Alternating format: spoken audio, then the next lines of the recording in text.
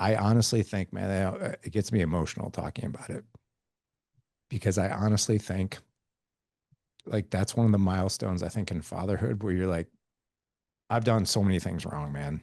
But man, if I can get that one right, that's doing all right. Hi, I'm Tim Bratz, and every week I sit down with the top influential entrepreneurs in the country to discuss how to leave a true legacy in all things happiness, health, wealth, and wisdom. This is the Legacy Podcast. Hey guys, welcome to the Legacy Podcast. I am your host, Tim Bratz, and today I got my good buddy, Larry Hagner here. Larry's somebody that I got a ton of respect for. He and I have a lot of mutual friends in the entrepreneurial space and the real estate investing space. And Larry is the founder of The Dad Edge, which is a podcast. He's got several different books. He actually just released one. I'd love to dive into that too, Larry. But somebody that really understands business and also understands building a business around your life, right? And not neglecting your relationship with your spouse, your relationship with your kids, and how to excel in those areas of life where everything else will kind of rise up to that as well. So I got a ton of respect for him, a ton of respect for his community, a ton of respect for the impact that he's made and the stages that he speaks on and the messages that he brings. And so I'm really fired up for this episode, bud. So been a long time coming, way too long. You've spoken on my stage before you ever came on the podcast, which is interesting. But dude, it's great to have you here, man. I really appreciate you being here. And one of my favorite stages that I spoke on, to be honest, man, like I had so much fun. Although I will say this, the night before I spoke, I didn't sleep because that was the night that I think the Celtics won the NBA championship. Yeah, that's right. And outside of our hotel room, it was like pandemonium. I thought there was like a riot going on. So like, I think I might've slept for like an hour before I got on that stage. And I'm like, well, but dude, man, you crushed it. thanks, man. The message that you brought was fire. And so let's dive into some backstory, right? How did you get on this path? And let's share that. And then I want to share a lot of like very usable tips, techniques, strategies that people can implement in their own lives to elevate their relationship with their spouse, elevate the relationship with their kids, become a better parent, be more present. I want to dive into all that stuff, man, because there's so much noise on social media. A lot of it's really good. A couple of it's questionable, right? And dude, you've had 1,400 different podcasts, episodes. You've been doing this for over a decade, and there's nobody who's dived into this thing more than what I've seen from you. So I'm excited to unpack it all. Well, thank you so much, man. And, to answer your question, I there's a part of me that I wish I had, like, like it was like a really great, like beautiful, like Cinderella story of how this thing got started, but it wasn't. It was really dark. It was not good. Just to kind of give you a glimpse, a 30,000-foot view, like my childhood was a bit chaotic. My mom and biological father were divorced when I was about 1 year old. So like I never really knew my biological father because after that he left. I didn't even know like how dads even came about. I actually, when I was about 5, I assumed like moms found dads, right? So like my mom got remarried when I was 5, and it was kind of funny because like the very first question I asked that guy when I met him was, "Are you going to be my dad?" I'm not even kidding. Like, "Are you going to be my?" The first question, like when she brought this guy home to meet me, and she'd been dating him for a while, like that was the first question. And 6 months later, they got married. But that marriage was pretty rough. It lasted 6 years until I was about 10, and they got divorced. But in that 6 year time frame, he was my dad. He adopted me, but like, he was very abusive. He hit me a lot. He was very emotional abusive. He hit my mom a lot. Like it was really chaotic growing up. When I was 10, they got divorced. And right around that age, like I realized that this guy came into my life at 5, and my mom obviously had been married, or I came from somebody. So I asked questions. I was like, where did I come from? Like this guy came into our life at like 4, when I was 4. And my mom then told me that she had been married before. I had no idea. And no idea I had this other father out there. 2 years pass, and serendipitously, my dad and I met accidentally. It was not on purpose, but I met my biological father. He only lived 3 miles from where I grew up. And I'll tell you, man, being 12 and my mom was freshly divorced, and I was so excited to be around my dad. And we had this relationship for about 6 months. He was remarried, had a 2 year old son, another one on the way. And every week, man, I saw him, and it was great. I immediately started calling him dad. And then about 6 months into our relationship, it got kind of like there was tension there and I couldn't really figure it out. It just seemed like my dad was kind of overwhelmed or something was going on. One day I called him and I'm like, "Hey, is everything okay with us?" And he had a conversation with me. And I got to be honest, Tim, I don't remember how it went. All I remember was that was the end of our relationship. So Mhm. my dad left, stepdad came into my life, then he left, real dad came back in, then he left again. My mom dated for the next several years, got remarried again, but every guy she was with, man, was the same dude, like same kind of guy, like just different Mhm. name, different face, like very abusive, heavy drinker, like that kind of thing. So when I got married back in 2003, I made myself three promises. I'm like, I'm going to be a good husband, I'm going to be a good dad, and I'm never going to hit my kids out of anger. And I was a dad for about 6 years. And what happened is the dad edge got started on an evening when I spanked my 4 year old son, and now he's 17. And that was just one of those moments where, as a dad, you react. And I spanked him, and I spanked him so hard, unfortunately, he hit the ground. And that was the last time I ever put my hands on my kids in that way. And the thing that really, really though got me was when I went to help him up because I was immediately like freaked out. I was like, Mhm. what did I just do? And the kid looked at me like I was an absolute monster. Like I went to go grab him and he's just like kind of like closed his eyes and like put his hands up like please don't hurt me. Mhm. And that was it. I was from that moment on, that was 13 years ago. I'm like, I need to get this together. I need to figure this out. And for the past 13 years, that has been my life. And just one other caveat too, my biological father actually came back into my life 20 years ago. Kind of crazy, but I was 30 years old. I was in a Starbucks and I was there for a meeting. Hadn't seen my dad in 18 years. And my dad came walking in for his morning coffee. And that moment turned into what has now been a 20-year relationship. And it's Wow. crazy, but still married. He's still married to the same woman, has been for 47 years. I have two younger half brothers. We've got a great relationship. But yeah, the dad edge got started really messy though, like really dark. Wow. Well, I mean, obviously, people being in the coaching industry, people ask, how do I find a good mentor? Like, how do I, like, I see it on social media, in groups on Facebook and all this stuff. And I think there's, obviously there's great mentors out there. There's people that you want to align with from value propositions and who are where you want to be. And I think that's a really, really important thing.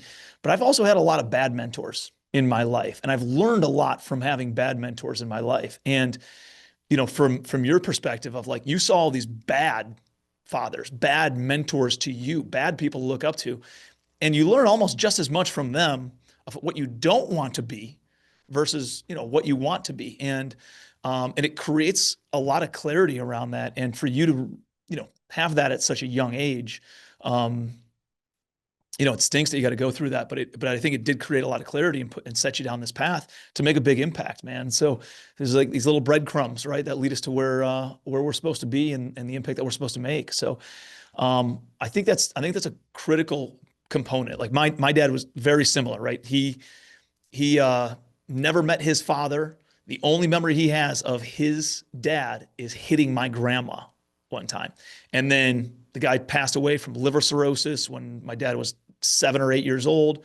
My dad didn't even go to the funeral, nothing, like no relationship whatsoever.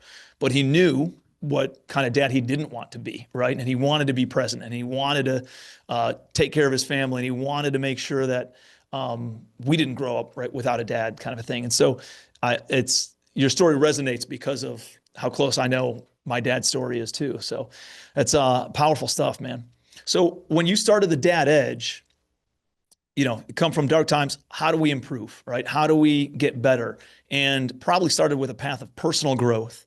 And then you found some other people who, were on that same type of path as well. So how did it kind of like grow into what it is today?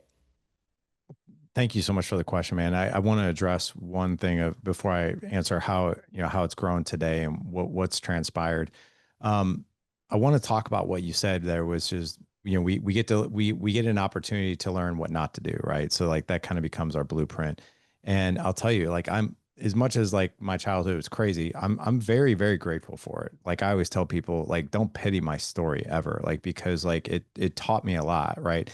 But I will tell you that what I learned really, really quickly is learning what not to do is never enough. It's never enough. And a lot of people I think that it's enough. So like for instance, When I just bought a Pit Boss smoker this past summer, and when I unboxed it, it didn't, I broke out the manual, put the thing together. It didn't say, here's 100 ways not to put this thing together. Best of Mm, luck. You'll figure it out. Right. So, and the same thing, like you're in real estate, right? You coach, you don't tell people, here's 100 things not to do. Like that's part of it, but you mostly tell them what to do, right? hmm What to avoid, but also what to do.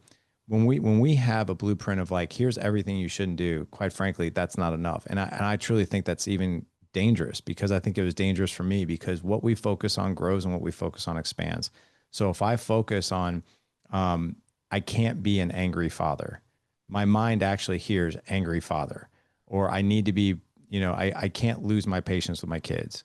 My mind hears lose your patience with your kids, right? It's like, don't think of an elephant in your front yard, right? Whatever you do, whatever we think of, the mind is going to hear. So instead of thinking like that, it's like, how might I connect with my kid?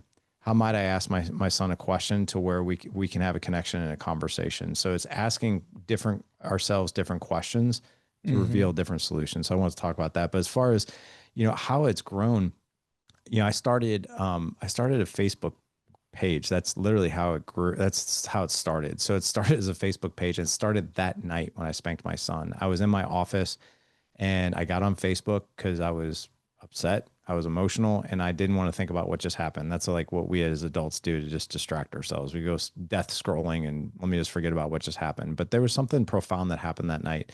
There was a button in the left-hand corner. It said create a page. And at that point in time in 2012, I had never created a page, didn't even know what it was. But this thing popped up and said, what do you want to name your page? And dude, just, you know, right off my mind, right off my heart and onto that keyboard, I just typed out the Good Dad Project. And I was the project. And I created that page never for a following, ever. I created it because I wanted a public accountability like diary or journal of like what I was learning. So my thing was, I'm going to go out and learn one new thing every day. One new thing to do every single day, whether it's in my marriage, whether it's in my mindset with my kids, my patients, whatever. And I just started putting it on there. And that page grew, and I could not even believe how much like today I think we have 130,000 followers on that page alone. And I'm just like, how in the world does that happen? But it happened because I was just very vulnerable with it, everything I was going through. That page in 2013 turned into a blog. So I turned it into a blog. And then in 2015, I turned it into a podcast. To talk about mentors, though, I want to bring that up. In 2015, I joined my very first mastermind. I'd never joined one before. And my very first mentor was a guy by the name of Aaron Walker. And it was a group called ISI. And it was $500 a month. And at the time, I couldn't even afford $500 a month. And Aaron was such a good guy. He's ahead of me in years, about 15 years. But man, Christian-based businessman, good friends with Dave Ramsey. He's been in a mastermind with Dave Ramsey for 30 years. Like this guy really knew his stuff. And from a business perspective, family perspective, like in his 50s, he had made it. He could retire actually when he was 27. But Aaron's group, when I joined that, I was like, what did I just get myself into? Like I'm paying $500 a month for what? And I hadn't even shown up to my group yet. I showed up to my very first call, 10 men, like-minded, with Aaron. I could not believe the value in that room. I was like, I expected to stay a month because I couldn't afford it. I stayed a year. Just hmm made it work. And I'll tell you, finding the right mentors, right? There was so much gold in that room as what it related to the experience of the men in marriage and in fatherhood and in business and in faith and leadership and physical fitness, mental fitness, emotional fitness, all of these things that are so important to us. I couldn't get enough of it. Like I just wanted to learn. And I'll tell you, that was so robust that it inspired me to go start our own mastermind back in hmm 2016, which is called the Dad Edge Alliance. But I'll tell you, yeah, if you don't have the right mentors, if you don't have the right people, man, it could be disastrous for us. I agree, man. And I like the community aspect, right? By having multiple people in the community, you have multiple mentors, and we all go through, ebbs and flows and highs and lows in business and in life and in health and in relationships and in all this stuff. And being able to kind of, based on where you are on your journey, being able to lean into somebody else who's in the group, who has common values, who has common ambitions and goals in order to be a better father, be a better spouse, be a better business person. Um, but maybe I align with this person's story a little bit more, this month or this quarter or this year. And it's almost like you have multiple mentors. It's really having the core values is, I think, where it all comes off of. And then making sure that whoever the leader of that group cultivates a good group and maintains quality people in that group. Man, there's absolute magic. If there's one point in time that set me on a different trajectory, it was joining a mastermind. That's 100% it. Same thing for me. It just sent me on a different trajectory for my business, for my giving, my philanthropy, and wanting to be a better. Always wanted to be a better dad. Wanted to be a bigger business, but want to be a better spouse. But like, really gave me some use in doing that. So no, man, I agree 100% with that. So being on this journey, having conversations with big names. You've had Matthew McConaughey on your podcast. You've had and really, really in-depth conversations with people who are experts and have degrees and stuff in these things, in these fields. What have you found if you were able to, just boil it down and really distill it to maybe 3 things? Let's start with the spousal side of things, right? Because I know your book has kind of like a foundation, right? And your book that just came out last week. Maybe you could share a little bit about it? Sure. Yeah. It's a Pursuit of Legendary Fatherhood. So this book actually is this might be really helpful. It's broken up into 4 parts. One is called The Drift, which I'm happy to talk about that. The other one is, the next part is husband, next part is father, and then the next part is leader. Let's go through that. I was going to ask a couple questions, but it would be spotty when we could just go through that. So let's talk about those 4 components. Talk about the drift first. The drift has been, I think, the questions I've been asked the most about, because I heard about the drift. I heard that term anyway through Gary John Bishop, who he's written several books. If you know his work and you know the titles of his book, but he talks about, he used to say this thing called interrupt the drift, and I've had him on my show 6 times, and I was like, what is the drift? He's like, it's a very sinister sort of like comfort type of trap. And I'm like, what do you mean? And he's like, well, the drift is this. So like, I can explain it that I think it would probably be helpful for guys to relate to. So like, when I first started this work, Aaron Walker, same mentor, was like, hey, if you're going to do this work, you need an avatar that you need to speak to. And I'm like, well, the avatar is me. Like, I have all these problems. He's like, yeah, but you really need to picture somebody that you're speaking to, like when you're creating content and you're talking to like when you're doing your podcast, like talk to somebody, like don't talk to a man. And I'm like, okay. So I created this avatar named Lance. He's 38 years old, and in 10 years he hasn't aged, but he's 38 years old. He's got 3 kids. He's been married to a woman named Kate for 10 years. All kids are under 10, 9, 7, and 5. And Lance goes to a job that he really doesn't love. 82% of men go to a job every single day that they either hate or they don't like in some way, shape, or form. Only 18% of men love what they do. But Lance is one of those guys. He really doesn't love what he does, but he feels, well, this is my job, and it puts food on the table, and I really don't love it. But I have to do it. I just have to. So he feels a bit trapped even in the career alone, because it's not really fulfilling. He does that 8, 10, 12 hours a day. Comes home to 3 little kids that he really wants to connect with more, but doesn't really know how. His patience kind of wanes, and he's kind of always in his head that he doesn't do enough. Then his relationship with Kate has kind of gotten more roommate-ish. They're not really intimate that much. They don't really have conversations outside of just logistics and management. And here's the crazy thing. Like that's marriage and life for Lance. And on a scale of 1 to 10, he probably feels like his life is a 4 or 5. He's like, it's not really what I thought it was going to be, but here's the really crazy part. Every single person that speaks into Lance's life tells him this is normal. So his friends, his coworkers, even his family are like, dude, you've been married for 10 years. What do you expect? You're not going to have sex anymore. You're not going to have great conversations anymore. You're not dating anymore. Your parents, like, get over it, right? And as far as kids, they're a lot of work, and they're annoying. Like, it is what it is. Get through it, and people, when he complains about his job, like, dude, you got a good job. Stop complaining. And he's like, well, maybe I should just shut up and just do this. And all the while he's like screaming in his head, like, isn't there more? Isn't there more? And the answer to that question is yes.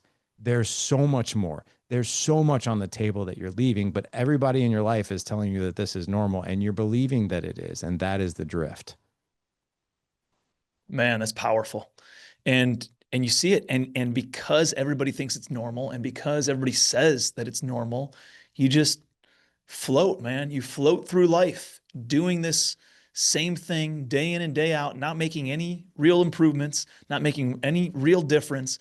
And all of a sudden you pick your head up and you're 65 years old, you're 82 years old, you're 90 years old, and you look back at your life thinking, what the hell did I do, man? Like what was I spending my time on? Why didn't I prioritize some of these things? So how does somebody get out of that situation? So let's talk about the next section of the book, which is the spousal side. So let's Yeah. specifically talk about that. And what I'd love to exit this portion with, it would be 3 of the highest impact action steps that somebody could take to really move the needle on the relationship.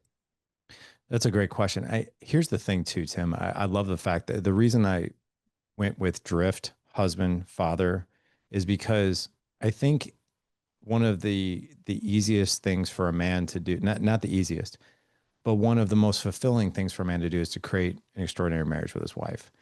When a man has a great relationship with his wife, when he's really connected to her, he probably is going to be more productive at work. He's probably going to be a more patient father. He's probably going to take care of himself more physically, mentally, and emotionally. Like a lot of things, like that's when that domino falls, a lot of really good things happen in a man's life. So let's talk about that. Before we talk about the 3 things a man can do, let's talk about the 3 needs of your wife. Because when I get in front of clients, I ask them, I'm like, do you know the 3 needs of your wife? The majority of guys have no idea. They're like, to feel loved, to feel cherished, and to feel listened to, or they'll guess.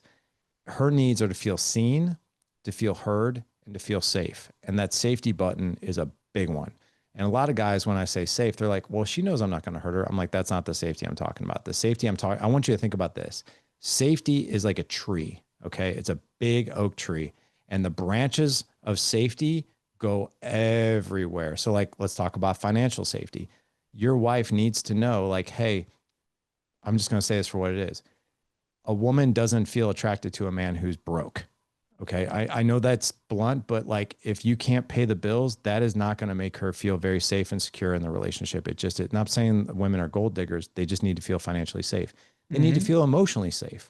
They need to feel like, hey, if I come to you and I share some bad news, or I share something that might be critical, or I might share something that maybe you don't want to hear, are you going to freak out and blow up and like, or can you handle it with calm, right? In the chaos, right?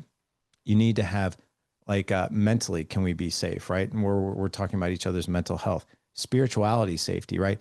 Parenting alignment safety, like, hey, if you're on this fence with the kids and I'm on this side of the fence with the kids, I need to know that we're aligned. So this safety thing is huge for women. Mm-hmm. So in order to do that, let's talk about emotional validation. I think that one right there is one of the easiest things for a man to do.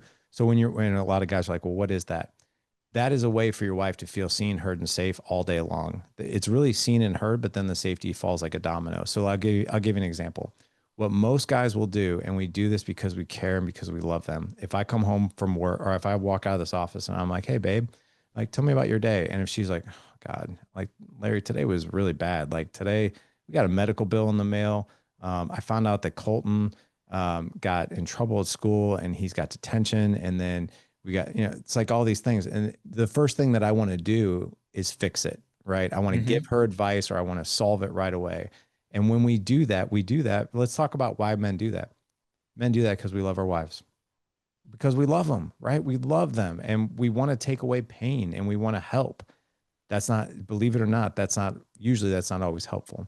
Emotional validation is like, holy cow, that day sounds really, really frustrating. Tell me more about that. Right. So like when you validate an emotion, like that sounds really frustrating. I noticed too, I didn't say you sound really frustrated because that feels accusatory. That sounds really frustrating. When you say that sounds really frustrating, you shine the light on the situation, not on the person and their feelings. Mm-hmm. It becomes really disarming. When you do that, believe it or not, that one statement, that sounds really frustrating. Tell me more about that. Like, talk to me. You become the sexiest, most interesting, most attractive guy in the room because you're listening, right? And you just saw her and you heard her, because when she hears the word that sounds frustrating, oh my God, he knows exactly what I'm feeling. So emotional validation is one. And by the way, it's also something your kids need. Like if you can do that with your kids, that's a big lift as well. So yeah, that's great, man. Thank you. This episode of the Legacy Podcast is brought to you by Legacy Family Mastermind. I know what you're going through. I know you feel stuck in small deals, trying to figure out how do you get to that next level. I know it's hard to raise private money for real estate deals the way that the economy's been over the past few years. There are probably properties in your portfolio right now that are either losing money or at best break even, and you're trying to figure out how to turn them into winners. Or you're thinking to yourself, dude, I just want to be able to go on vacation without my business all being on my shoulders. Not having the time freedom or the financial freedom that you thought real estate was going to give you, I see it over and over and over again. But I've got the solution to every single one of those. Legacy Family Mastermind. This is a group of high-level commercial real estate investors that can help you break through every single one of those bottlenecks and help you get to that next level. I mean, you know the saying that when the student is ready, the teacher appears. Here we are. If you are serious about scaling your rental portfolio, we are here for you. This is the group to do it with. We would love to help you on that journey and design the exact life that you want to design so that way you can live it to the fullest. The next step is simple. Just schedule a call with my team at the link below and we'll see if it's a fit, because I want to see you sitting at the table with our Legacy family. Let's go build some wealth together. That's what we do. We're fixing problems all day, every day, right? I go and answer questions and make decisions and fix issues, put out fires all day at work. And when you come home, you plan on doing the exact same thing, right? It's hard to get out of that mindset when you show back up at the house and you hear about things, and it's really tough, right? If you got all this business stuff going on and then you hear about, well, what do you want for dinner? And I could either make this or this. And you have this decision fatigue and you're like, I don't really care. That's not what they want to hear, right? Your wife wants to help making the decisions, feel like you're contributing to the household, feel like you're participating in the decision-making of dinner, of what's going on that night.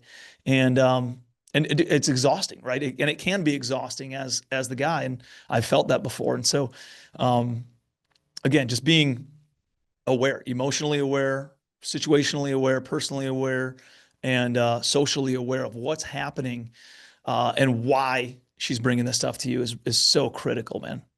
I totally agree, man. And you just hit on something else there too, which is, being that, being more that partner slash leader. And I would say partner slash leader, right? And a partner slash leader on a team, right, is somebody who is observant, who sees things, and then will bring things versus ask. So like what I mean by that is there's a lot of men out there, and this is not a dig on us guys. It's just something that we fall into, right? And we don't even mean to. It's kind of like the drift.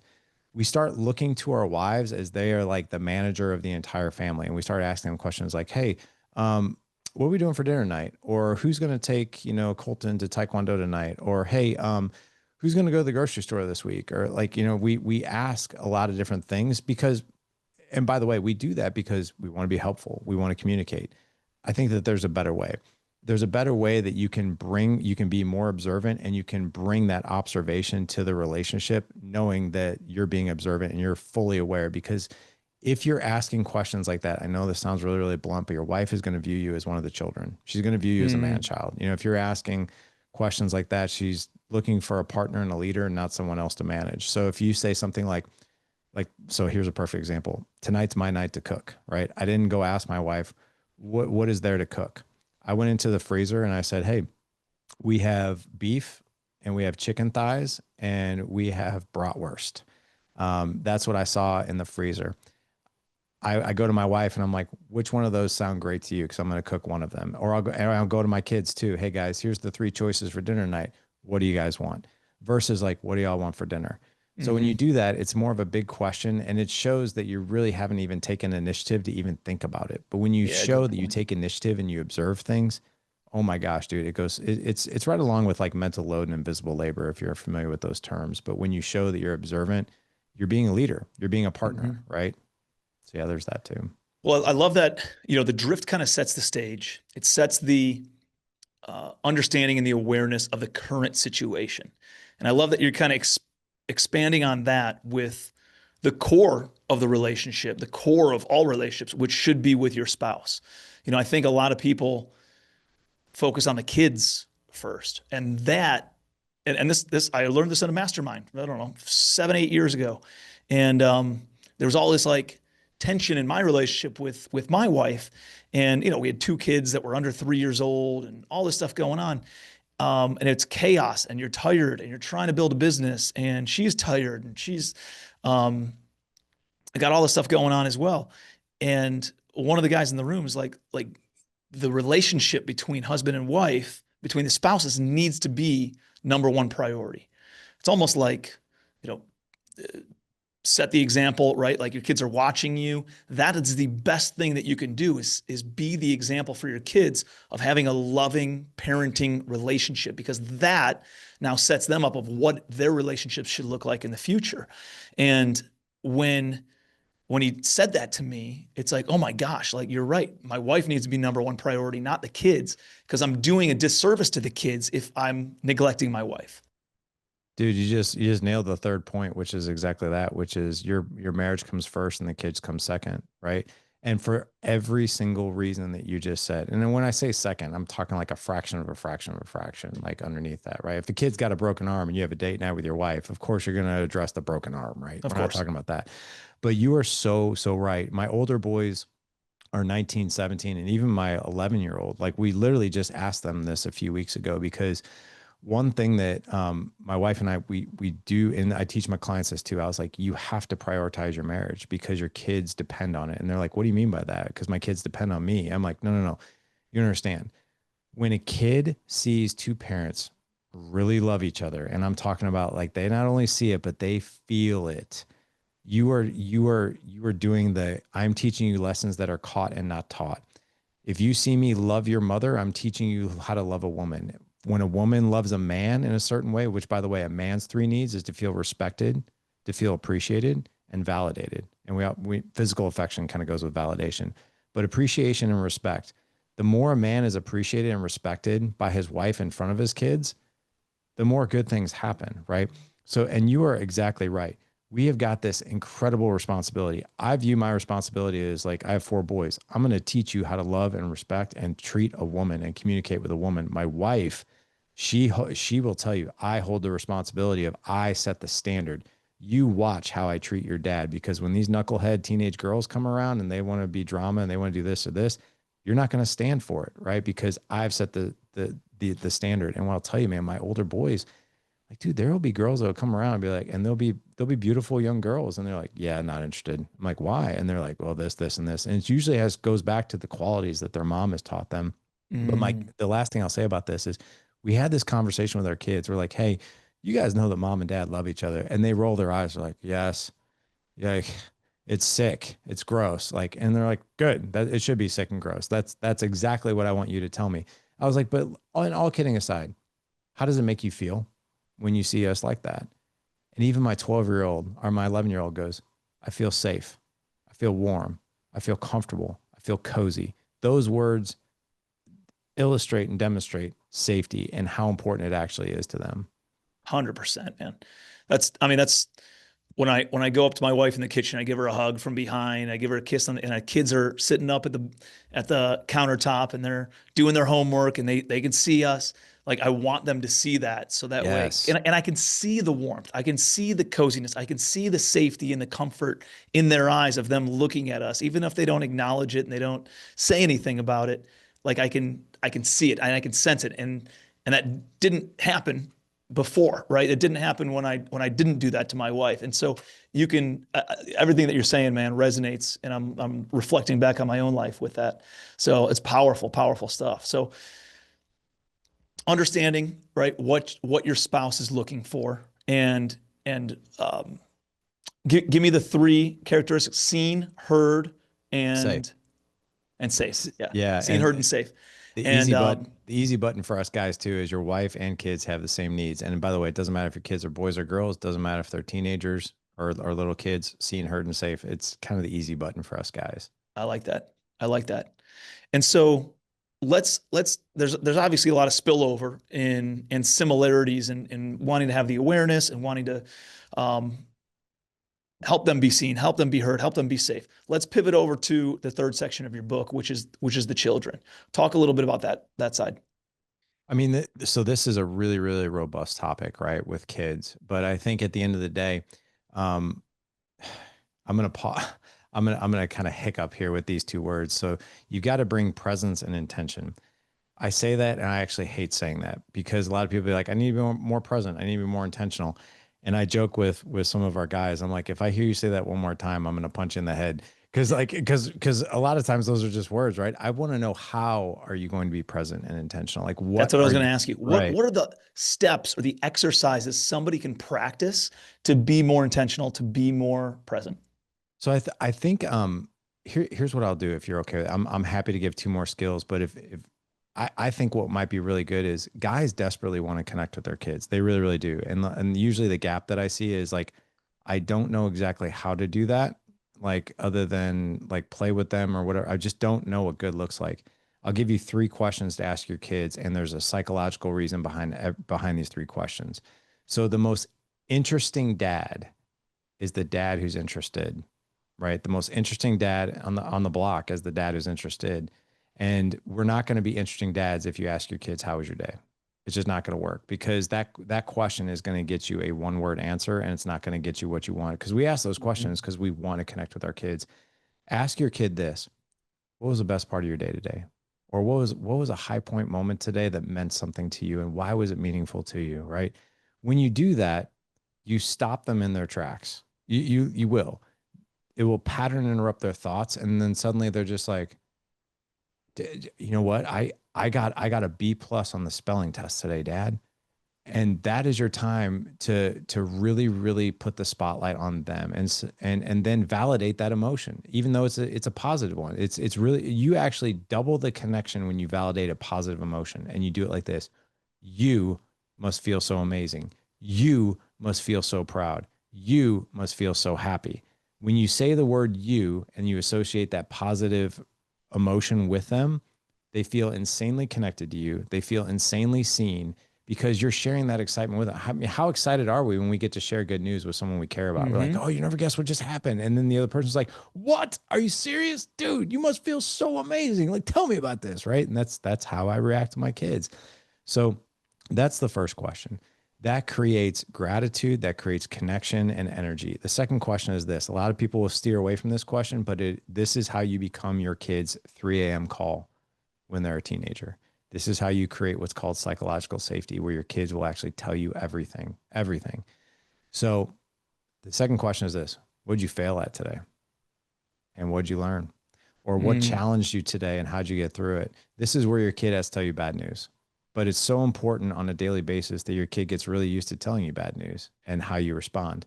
Oh, good So, point. yeah. So when your kid says, oh, and this is what I'll do when I see a reaction like that, I'll be like, "All right, man, come on, out with it. Let's hear it." Right. I want to add some humor and some lightness there, because what they're about ready to tell me is obviously something pretty big, and they're scared, right? Or they don't want to tell me. And they'll be like, "Dad, I got my spelling test back and I got a D." And here's what I'll do. The D bothers me, of course, right? I'm a dad and I want my kids to do well. But at the same time, I want my kids to talk to me more than I want them to do well, right? Because they'll do well. But it's really important they come and talk to me when things get dark and bad. So I'll praise them for their courage. I'll be like, "Ooh, buddy, man, that took some courage to tell me." All right. So let me ask you this. Got a D on the test, not the end of the world. If you were to get prepared for this test all over again, what would you do different?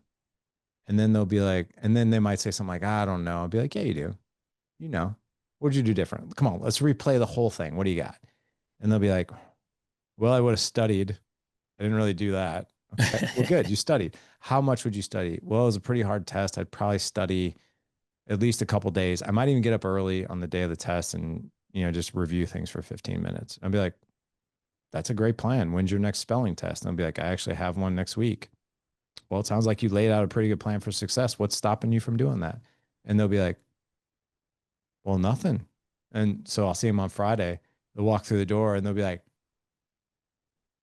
"Guess what?" And I'll be like, Hmm. "I'm pretty sure I know what you're going to tell me, but what is it?" And they'll be like, "I got a B on the spelling test. I did exactly what I said I was going to do. It worked. Dad, thank you so much for talking to me, and be like, I didn't really do anything. I asked you a few questions. You had the You answers, bud. you Yeah. figured it out. That's awesome. And then that's psychological safety. When you have that rep after rep after rep, your kids get really used to coming to you and telling you things that they're scared to tell you and bad news because you are the guy. Now you are the Mhm. guy on speed dial. And I'll tell you private information, but I became my oldest son's 3 a.m. call this past summer. And I always told him, I was like, doesn't matter what's going on. You call me, Dad, I need you to come get me. Something's not good right now. My response is, I'll be right there. Yep. And that, I honestly think, man, it gets me emotional talking about it because I honestly think like that's one of the milestones I think in fatherhood where you're like, I've done so many things wrong, man. So many Yeah. things, like countless horrible things. But man, if I can get that one right, that's doing all right, you know, and it's It's getting amazing. those reps in for those kids every day that they can tell you that bad news and you can guide You them must through it. feel so proud, bud. Sometimes That's awesome. No, it's it's hard amazing. sometimes. It's amazing. It's it's I think it's, you know, my kids are younger than yours by about 5, 7 years or something like that. And I have a 10, 8, and almost 3-year-old. And dude, just going into this, you know, my 10-year-old's a girl, and she's like starting to get this middle school. She's in the 5th grade, but she's starting to get a little sass, right? She's getting a little bit of the girl drama at school. Where 4 of the girls get together, and then her and one of the other girls didn't get invited, and some girls get elevated into the different dance classes. She didn't, but my daughter just got the lead role in the school play. And No so like way. that's a big deal. And I actually had a speaking engagement. I was going to go talk at one of the universities and help coach some or judge some projects, some real estate deals and stuff. And I said, hey man, I got bittersweet news. My daughter got the role. That's the sweet part. The bitter part's like it's a non-negotiable for me. I got to be there. I'm going to be there. Yeah, And so man. I had to tell these guys no. And so I was telling my daughter this last night and said, hey, baby, I'm actually supposed to go and talk at this thing the same day. She goes, oh, it's okay, Daddy. I said, no, it's not. I said, I already emailed the guy. I canceled it. I'm here for you. Let's call Grandma and Grandpa. Da, da, da. And so it was really cool. It turned into like this 30-minute thing. And she's like, I'm gonna slay it. I'm just gonna slay the whole thing. It's gonna be awesome. And I was like, yes, you are. I said, how did you learn? Or how did you get the part? Well, I really prepared. I really, you know, studied. I did. And so like just having those conversations. And it was one of the most like in depth where I really felt like I was showing up and then she felt seen, you know, to your points. And so it's so powerful, man, and asking those questions. One, what was the high point of your day? I love that. Two, what was a tough thing? What did you fail at? What did you have to work through that really you had to overcome? What would you say is the third question? I think you had 3 of them. Yeah, I did. And I just want to highlight one thing. Dude, your daughter will never forget that. She'll never forget seeing you in the stands, knowing that you canceled that. Just and dude, that is a big lever to pull right there. And I just think that's awesome. More dads need to do what you did. So that's awesome. I appreciate Um, it, man. the third question, I call it the Netflix hook point. The Netflix Hook point. hook point. Because like if you watch Netflix or any series, like I'm a huge Yellowstone fan, and Yellowstone, it doesn't matter what show you watch. At the end of every show, they got that thing. You're like, oh, well, maybe I'll just watch the next 5 minutes, the next episode, Yeah, just see what happens. And then you're like yeah. 5 episodes deep. So the next question is this: what are you most excited about tomorrow, or what are you most excited about this Mm, week? But it's a future-based question around what are they looking forward to? Because what I'm looking for is so like if my son says, "Hey, Dad, like, dude, like your daughter, right? Tomorrow is tryouts for the play." And then when she comes home, you're like, sweetheart, how'd it go? I know tell me all tryouts for about it. today. Tell me Yeah, about the play, right? I'll say it again, an interested dad is the most interesting person, right? You become the most interesting dad on the block when you are interested. So when you can remember like what they're excited about and you ask them about it, oh my gosh, man, it's like the cherry on top. Like my dad doesn't just talk to me and check in with me about X's and O's. Like my dad really, really cares about everything that's going on in my life. Those 3 questions, seriously, man, will hit a home run in connection, psychological safety, energy. Like it's just a great structure for your I kids. love it. I love it. No, you're absolutely right, man. It hits on hits on the highs, hits on the lows, hits on what are we looking forward to, and getting their energy focused on positivity. So that's a powerful, powerful framework. When moving into this final phase of the book, I think it's leadership, right? Leadership, yes. Tell me about what that means. So we've talked about some of it right now, which is so one of the aspects of leadership is knowing, and you've already talked about it. I love the fact that you go up behind your wife, you hug her, you kiss her, right, and you make sure like I want them to see it, right? I want them to see it. I think a lot of us, and dude, I fall into this trap all the time where I think my kids don't notice this, or I'm doing this, they don't really see it, or it's like they don't. Kids are freaking brilliant, man. Like they pick up on everything, and they really pick up on, I think, energy in the house, right? And they can't really explain it, but they know it. So one of the first elements in leaderships is the best lessons are caught and not taught, right? So whatever you want your kids whatever you want your kids to be like, you need to live that life. If you want your kids growing up and not drinking and doing drugs, well, don't be drinking and doing drugs. I know that sounds kind of crazy, but like if you're telling your kid, hey, you shouldn't drink as you're sipping on a beer on the deck as you're talking to them, that's not going to go the way you want it, right?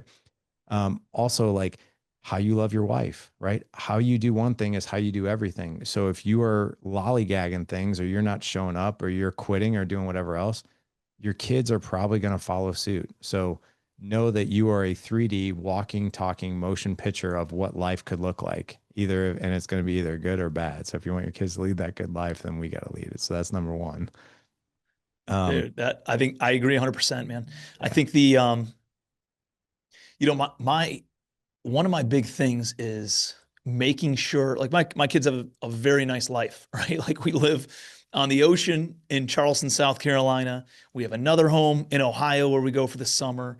We go internationally at least 2 to 3 times a year, and go on like nice trips. And the issue is, I know what it's like to grow up and go to Myrtle Beach every summer, right? I know what it's like to just do the basic staycations and that kind of stuff. Not like it's just that was how we were raised. People didn't go somewhere for spring break every year internationally like they do in Charleston, South Carolina. In Parma, Ohio, it was just a little bit different, And uh, but I was raised with a little bit more grit. I was raised with a little bit more, I had to overcome things. Not everything was easy. And I had a car that I had to work on in order to, drive it when I was 16, and had jobs, and I had all this, and I saw the kids also who didn't come from loving families and loving situations, and realized that having something to compare it to gave me more perspective in where I was in, growing up. Right now, where my kids are is they have an oceanfront elementary school, right? They have like the average price point is about $3 million. The median price point is about $3 million in our community. And in the community next to us, which also feeds the school, it's about $4 million. And so I'm like, oh, and the kids were just, we had one of these meltdown days, right? They're just, everything was disrespectful. And for me, a couple of the characteristics I really want to convey to my kids is is respect and confidence. I think if they've got respect for other, they don't have to kiss anybody's butt, right? You don't have to be like overly fake nice, but you need to be respectful. You need to be respectful, no matter the situation, no matter how disrespectful somebody is to you. You respond with respect. You're respectful to your parents, you're respectful to your friends, you're respectful to your teachers, you're respectful to your grandparents, and also confidence. I think if they show up with confidence, man, you can control the room, right? You can control like people want to be around you. It's just good energy if I can convey those couple of things. And the respect was out the door, and there was a lot of sass, a lot of talk back. And I said, hey, you guys want to be on social media? Let's go be on social media. But here, I'm going to pick the shows on social media. So they sat them down, turned on YouTube, and I looked up villages in Africa and South America where these kids are sleeping on cow hides, right, in an open air hut. And then they get up and they don't go to school because they can't go to school because they need to go and take care of the house. And they go and beat the rug that the baby peed on, and they're going to sleep on it, right, again that later on that night, and they set it in the sun, and they sweep with sticks, and they make a mud pie of eggs and dirt, and then they eat it. And like having the perspective, I find is a big deal, right? How have you been able to share perspective with your kids and help other people, other parents share perspective? Because you don't That's want them to go through the pain right. points that we went through as entrepreneurs. You don't want them, you know, having to pay for gas with the coins out of the cup holder of their car. You don't want them to have to go sell their side table on line in order to make an extra $10 to then buy peanut butter to then eat for that day. I had to do that stuff, man. And so I have perspective around how much respect I have for money and what it takes to earn a dollar and not being wasteful. And it's like, how do you not let your kids go through those pain points, but still give them that perspective? Is that even possible, or do we need to let them fail?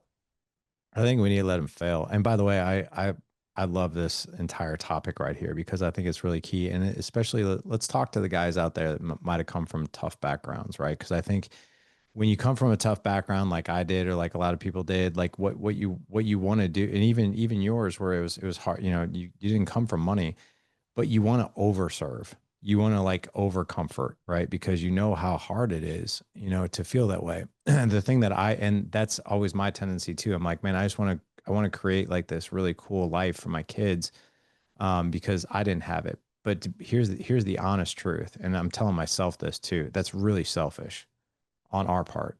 Like, I want to create so much comfort for you because I didn't have it. That's not doing them any favors. Like, Mm. I actually need to create a little bit of discomfort for you, right? And I'm That's not what, and we know this, right? Because we right. went through this, and we know that that's where our growth happened. It's just so hard, man, to then like force that on, not force it on your kids, but let them fail when you know that Yeah, you can set them back up. totally let them fail. Like, I'm a huge fan of it because like I that teacher, that failure of teacher is going to be a more powerful teacher than me. And I know Hmm. that, and I'm okay with that. I'll give you sometimes I love to do this thing. I mean, I've been a dad for almost 20 years, and I'm starting to understand like some of these like sort of ninja skills that a lot of like dads who are just sort of quiet, don't say a whole lot. They just sort of like observe. I never really understood that, but now I understand it. So like when my 19-year-old or my 17 or even my 11-year-old, like if they have a problem, like my 17-year-old right now, he's doing what's called a 10x project. He got accepted into a business entrepreneurial program in his school, and he has to do like he's learning all about business. I'm talking like baptism by fire, like type of a thing. That's Like awesome. yeah, he had to What a great apply. program. It's a great program. So he's playing football right now. He's in school and he's doing this thing. Well, he had to do a 10x project, which is he had to create a business from scratch and basically 10x whatever his expenses were. And he decided he was going to be a dog walker in our community. And I was like, it's kind of odd for a 205 pound behemoth center football team, but that's what he wanted to do. And so the other day he's just like, hey dad, like I need a little bit of money for gas. And he works, but but in the football season, we're just like, don't work in the football season. You Yeah. got a lot going on. And I looked at him and I said, why would you need money for gas? And he's like, because I don't have a job. I was like, you're right. You have a business. Go walk a dog. Hmm. And he's like, well, I need money for gas like today. And I was like, go call one of your customers and ask who needs a dog walk today, or you get gas tomorrow whenever you walk that dog. And Yeah. he looked at me like I had two heads, and I'm like, welcome to life, buddy. And guess what? He did it. He called three people. One said yes, he got enough money for gas, but he was just like he looked at me like, what? Really? I'm like, yeah, really. Like, You're the path of least resistance. It's like yeah, water. Water's yeah, going to flow downhill. It's going to follow the path of least resistance. Given that out, our children, our team, people we do business with are going to do the exact same thing, right? They're going to yeah. take the path of least resistance in most scenarios. Cam, not you. Cam, you're a really hard worker and you always go above and beyond. So I'm talking more about the people out there, right? Yeah. Okay. No, but kids do that, right? Yeah, they do. kids will take the path of least resistance. They're going to come to you because it's the easiest thing. If they go to you, you say no, they go to mom, right? And they go back and forth. And that's where I think it's really important to be on the same page with your spouse. So do you have like a 10 commandments of the home? Do you have here's what we stand for, here's how we make decisions, here's the core values of our home? Is that something that you've put together like in your house so that way you have aligned decision making and understanding with your spouse and with your kids? We do. We do. How did that So, process look? I'd love to understand like how you did it, because I'm about to sit down with they're old enough where they can kind of get it now, but I haven't done it. And so I've done it with businesses, right? I've done it with my team. I've done it with all that, but I haven't done it in the home. And I'm like, this is overdue. And like, we need this compass, right? yep. Of how do we make decisions? So here's some of the things. So we sat down as a family and we came up with Team Hagner. Team Hagner. Team stands for take responsibility. That's the T. So no matter what's going on, whether it's your homework, whether it's your chores, whether it's your roles, your money, take responsibility, right? The responsibility is yours. The E is execute, right? Which is basically take action, right? We don't give in to our feelings. Like we don't wait for motivation to suddenly strike. We do the things that we want to do and we do the things that we don't want to do because they need to be done, right? So execute. A stands for ask for help when you need it, right? A team does well when there's open lines of communication and we can ask for help because people do need help. Like you need help with your homework, ask. You need help with this, ask. If you need help with that, ask. The answer may be yes, it might be no, but ask. It is your role and responsibility to ask for help. Here's what Team Hagner also believes in. We make financial decisions through a certain lens. Experiences over stuff, memories over possession, and connection over everything. So like, for instance, whenever we want to, like, let's just say there's a shiny object, right? That one of my kids want, we'll be like, well, do you want those new pair of shoes or would you rather go to Six Flags? You know, would you rather have that skateboard or do you want to go fishing for the weekend? Right. Mm-hmm. And it always, dude, they always, it's funny. They always choose the experience over the thing, which by the way, at the end of my life, I think you actually said the same at your event, if I'm not mistaken. I love making money, right? Money puts food on the table. It helps a lot of things, but we don't get to take that with us.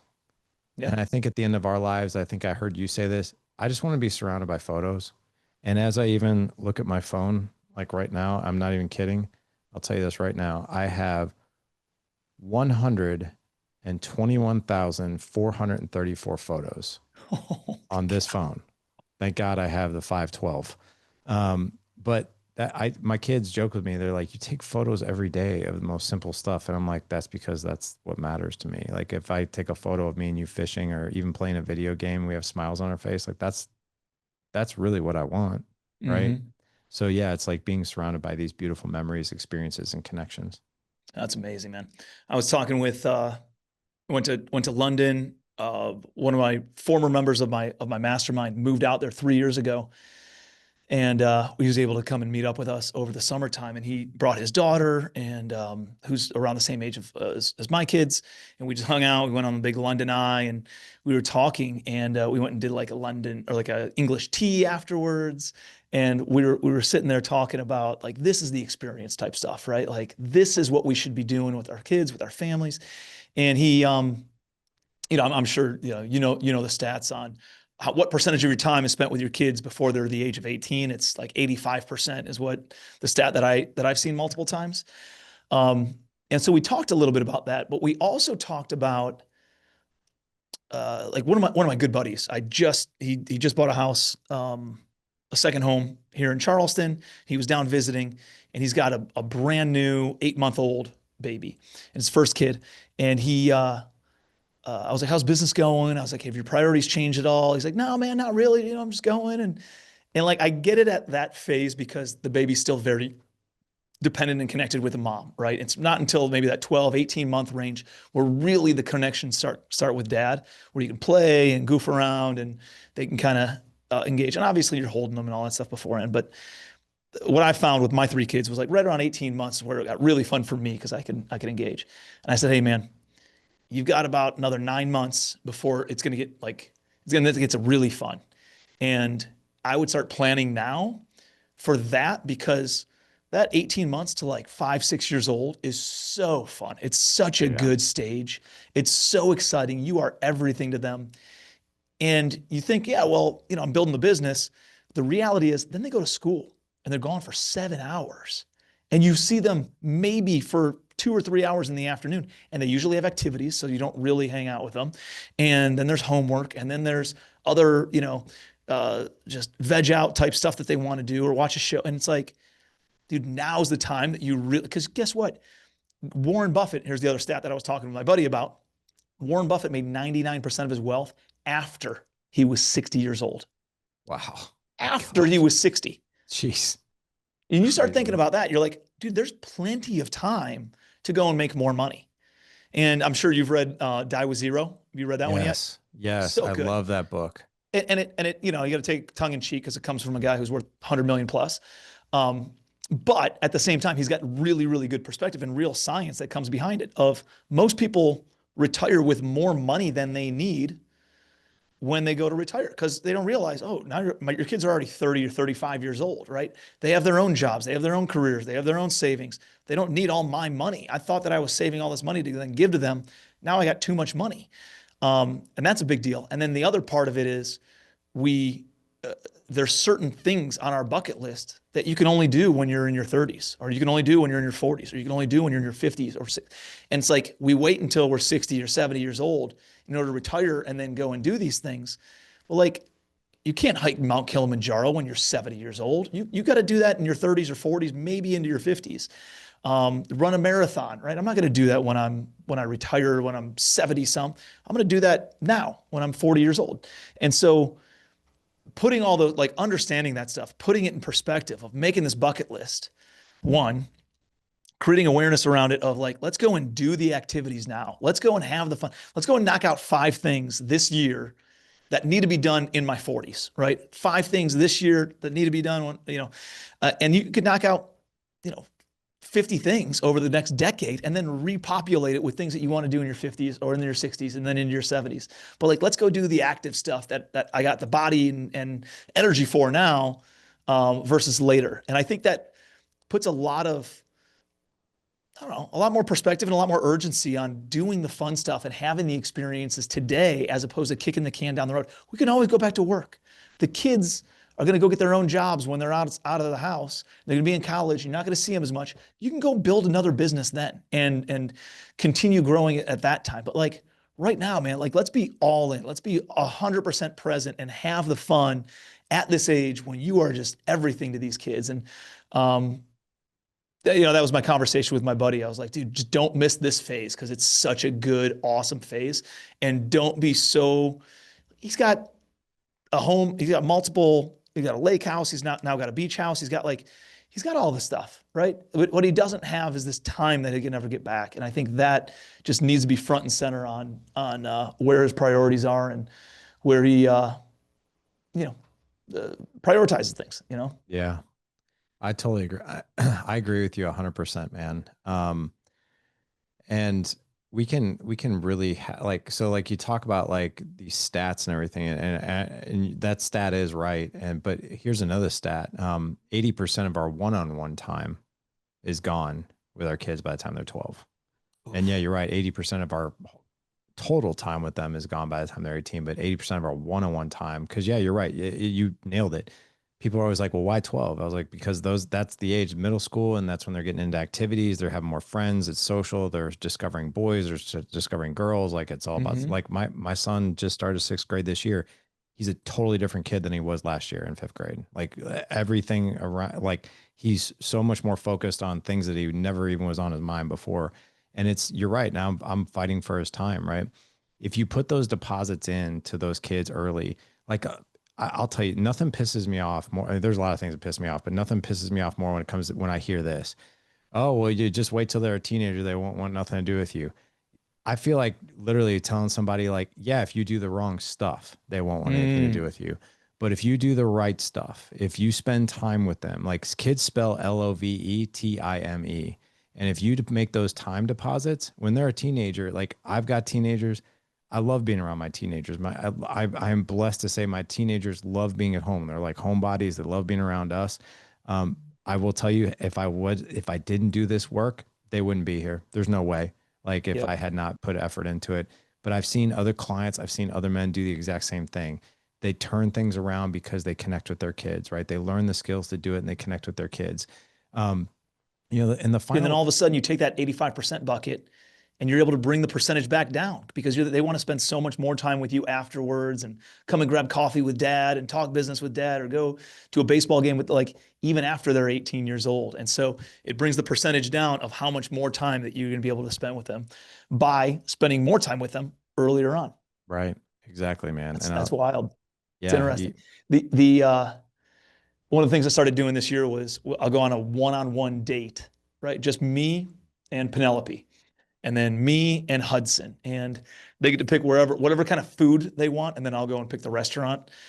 We usually go to like downtown Charleston, like a cool type setting. Hudson just wanted a smash burger, so we went there, and he got the smash burger with the smash sauce, and he's like got all into Fanta and stuff when we were in Europe. So we got a Fanta, and they had like this on the wall bottle opener, and he's like, "Dad, take a picture of me like opening this thing." And dude, it's and I pulled up a couple of questions that I saw on like Instagram, and I just started asking them some one-on-one questions of just having a little bit more depth with your kids. Let me see if I have these anywhere. Oh man, where are they? But yeah, but I mean, like if you just Google search, great questions to ask one-on-one with my 10-year-old or with my 15-year-old or with my 5-year-old, and see what pops up, right? Just to your point early, Larry, you said you got to ask better questions, and if you ask better questions, you start getting better answers, and exactly. just do that stuff. And the one-on-one, dude, we went and got burgers. It was me and him, and he got a Fanta, and I had a beer, I think, and like it was $20, dude. It was or oh, it was, I don't know, with tip and everything, it was probably ended up being like $35. Call it $35. And we had an amazing time, right? And we're talking through stuff, and we got pictures from it, and this really, really cool memory of like us. And he has these goofy ideas and he's like, "Oh my gosh, somebody lives next to this burger place. They could just come down here and get burgers every," and just like seeing the mind go and seeing Yeah. the brain move about, and things that we would never have conversations about if we didn't do that previously. Dude, and it doesn't have to be expensive. It's an awesome one-on-one way to go and hang out with your kids. And the level of connection that comes with that is so powerful. So I know, like, we always talk about doing date nights with your spouse, but like having a date night with your kids gives them that time that you're talking about, and the love that they're looking for. So it's powerful, man. I love it, dude. I love that example. And like I said, like, I just even taking your kids out, and just taking them out for, a conversation, like Yeah. with questions that isn't around how was your day? How was your week? What do you got going on this weekend? Like asking those in-depth questions. I just came out with a resource. And if you go to the dadedge.com/resources, it's a brand new resource. It's called Questions for the Car. And it gives you 25 questions for your kids in each age range. So like 5 to 8, there's 25 questions in there. And from 9 to 12, there's 25 Amazing. questions in there. And then the teenagers, those pesky teenagers, right? 25 questions in there. And yeah, it's just a way that you can either go break bread like you did or have a conversation in the car, but it gives you 25 very unique questions for each age range for a I dad. love it. I love it. And there's no bad time to start. You can always show up, give more time, give more love, and no matter what age they're at. And obviously, if you start earlier, then they get used to it. Older, and it kind of becomes part of the routine.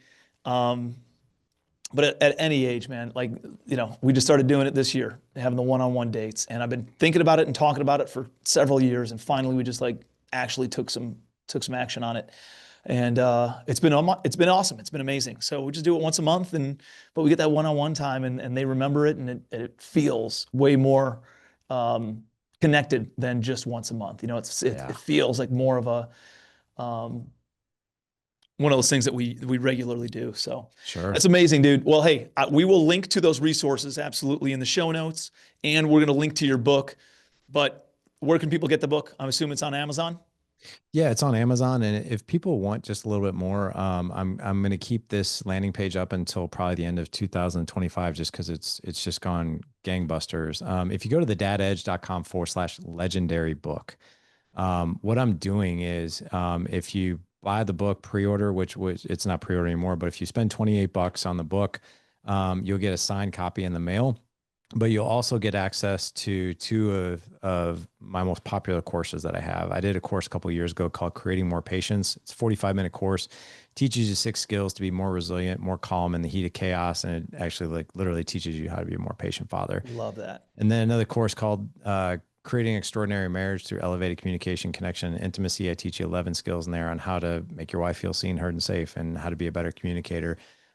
Each one of those courses are $500, but I'm offering them for free if you want to buy the books. I figure if someone wants to buy the book and they want access to information right away, so I'll pop the book in the mail for you signed, and then you'll have access to those 2 courses. It's if you want to buy amazing. the book that And way. that's only available though at your website, right? Correct. Yeah, it's thedadedge.com/legendary book. Yeah. Awesome. We will link to that. And like always, man, always have a great conversation with you. You're such a good guy and have such a good reputation in the space. I love the impact that you're making and helping a lot of people with their families and their relationships, and myself included. So I've got a ton of respect for you and appreciate everything you got going on, man. So thank you for being on the Legacy Podcast. Thank you so much for having me. This is just such an honor, man. Thanks, brother. Well, I appreciate you guys being here. Please make sure that you're following Larry. Go and join his Facebook group. We'll link to that as well. And make sure that you're plugging into this stuff. Go and get his book. There's so much value. He's got so many insights and such incredible perspective on these relationship pieces, and somebody that I look to as a mentor of mine in that space in a big way. So appreciate you guys being here. We'll see you guys next week on the Legacy Podcast. Thank you, brother.